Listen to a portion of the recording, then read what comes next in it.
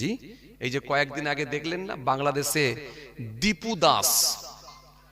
দীপু দাস একটা অমুসলিম ভাই, তাকে বাংলাদেশের জমিনে সেই অমুসলিম ভাইটাকে বাংলাদেশের যারা সংখ্যাগুরু আছে তারা নির্মমভাবে পিটিয়ে হত্যা করে একেবারে ওপরে গাছেতে ঝুলিয়ে দিয়ে আগুন দিয়ে পুড়িয়ে দিল। সত্যি এটা ভাবা যায় না, এটা এত মর্মান্তিক ঘটনা, এটা ভাবা যায় না কি নির্মমভাবে তাকে হত্যা করা হলো। এই আস্তে, এ তীব্র নিন্দা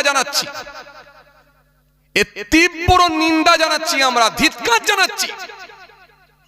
বাংলাদেশের জমিনে এরকম ঘটনা ঘটবে আমরা কখনো ভেবে পাই না, আমরা কখনো ভাবতে পারি না, কখনো আশা করি না যে বাংলাদেশের জমিনে এরকম ঘটনা ঘটবে।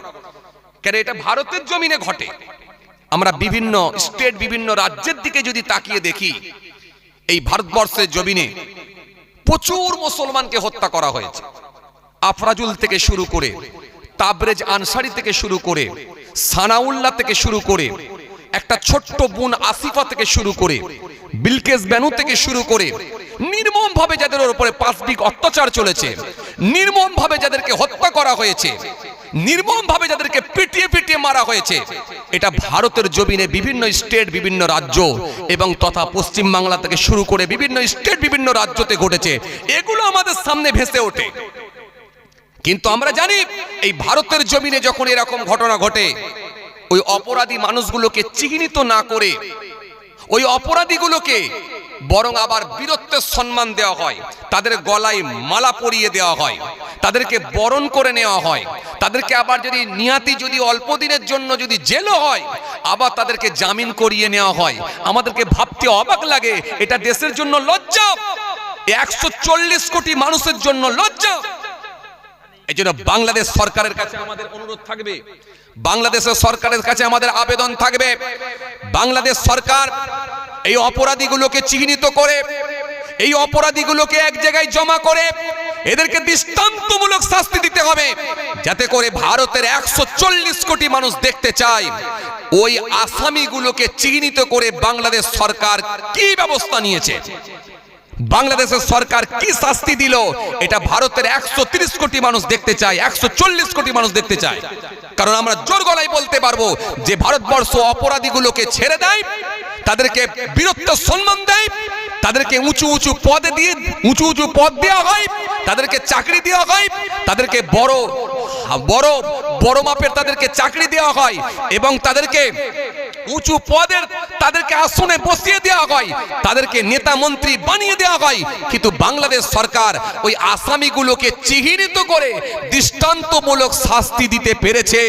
যদি বাংলাদেশ সরকার এটা করে দেখাতে পারে, আমরা বাংলাদেশ সরকারকে ধন্যবাদ দেব, বাংলাদেশ সরকারকে আমরা ধন্যবাদ জানাবো যে বাংলাদেশ সরকার করে দেখাতে পেরেছে। তাই বাংলাদেশ সরকারের কাছে আমাদের আবেদন থাকবে, অপরাধীগুলোকে চিহ্নিত করে দৃষ্টান্তমূলক শাস্তি দেন।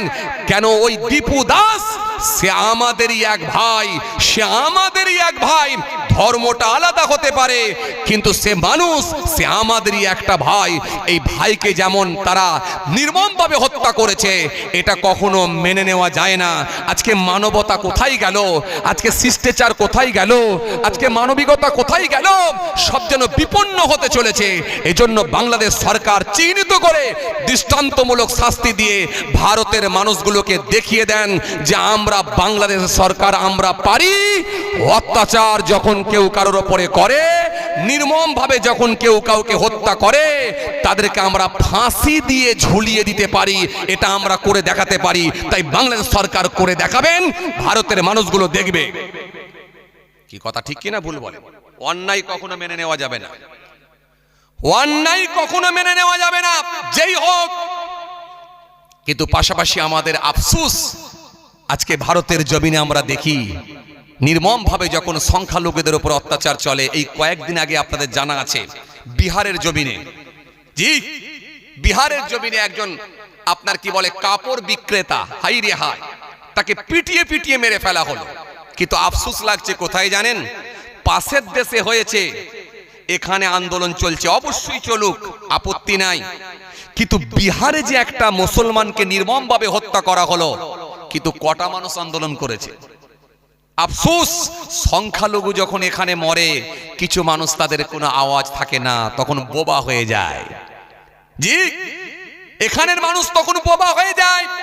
কিন্তু মনে রাখবেন, দীপুকে যেমন, দীপু দাসকে যেমন হত্যা করেছে এটাও যেমন অন্যায়, বিহারের জমিনে যেমন কাপড় বিক্রেতাকে হত্যা করা হয়েছে এটাও অন্যায়, আফরাজুল খানকে যেমন পিটিয়ে পুড়িয়ে মারা হয়েছে এটাও অন্যায়, তাবরেজ আনসারীকে যেমন পিটিয়ে মারা হয়েছে এটাও অন্যায়।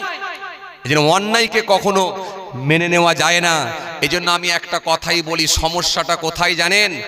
আজ লোকের বাড়িতে চুরি করছে ছেলে ঠিক আছে, কাল দেখা যাচ্ছে আত্মীয় বাড়িতে চুরি করছে ছেলে ঠিক আছে, পরশু দেখা যাচ্ছে পাড়ার লোকের বাড়িতে চুরি করছে, হ্যাঁ ছেলে ঠিক আছে, তারপরে দেখা যাচ্ছে বাজারে চুরি করছে, হ্যাঁ ঠিক আছে।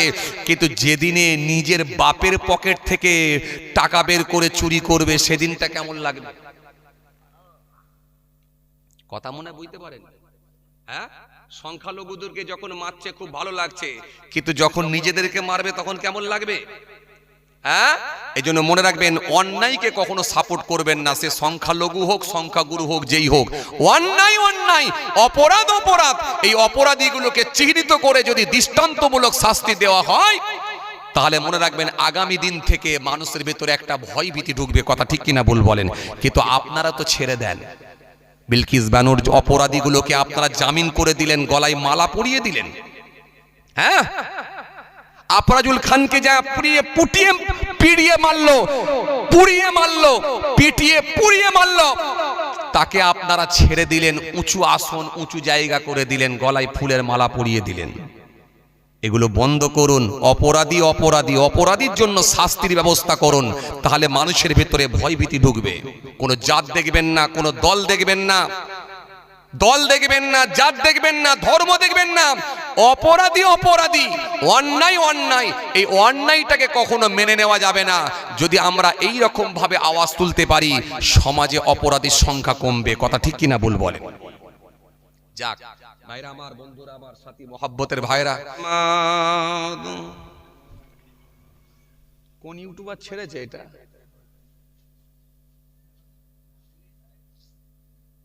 ক্যানিং এর জলসায় বাধা, হঠাৎ ফোন করে হুমকি, এটা থাম্বনেল দিয়েছে। অথচ আপনি জলসাটা যদি শুনে দেখেন, এই প্রসঙ্গই নেই।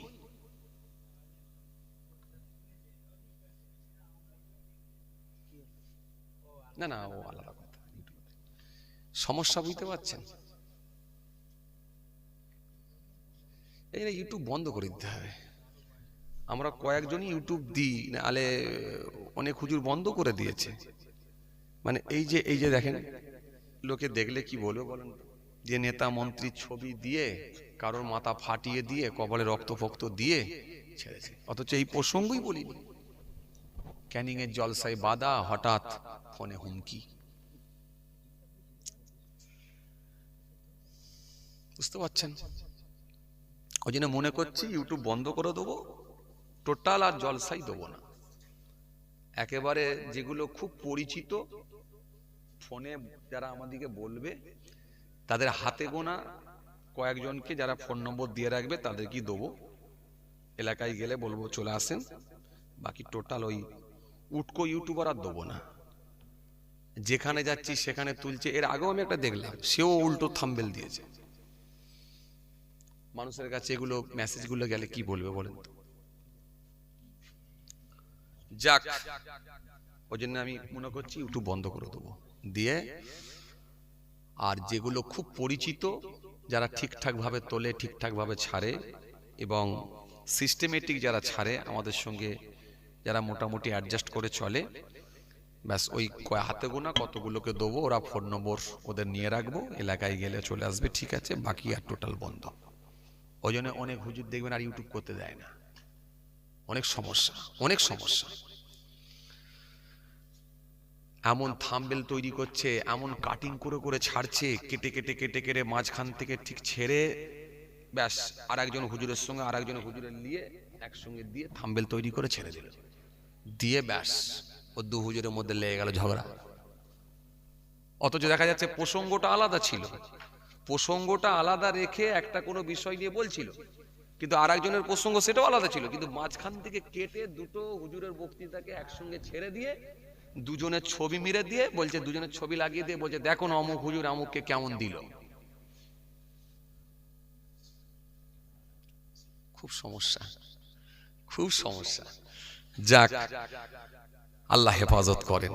আমাদেরকে চেষ্টা করতে হবে ফিতনা কমানোর, কথা ঠিক কি না? ফিতনা বাড়ানোটা ভালো না কমানোটা ভালো? কমানো। এমনি মুসলিম সমাজের দিকে যদি তাকিয়ে দেখেন, মুসলিমদের দেওয়ালে পিঠ থেকে গেছে। গোটা পৃথিবী জুড়ে দেখেন, গোটা দেশ জুড়ে দেখেন, গোটা বাংলা জুড়ে দেখেন,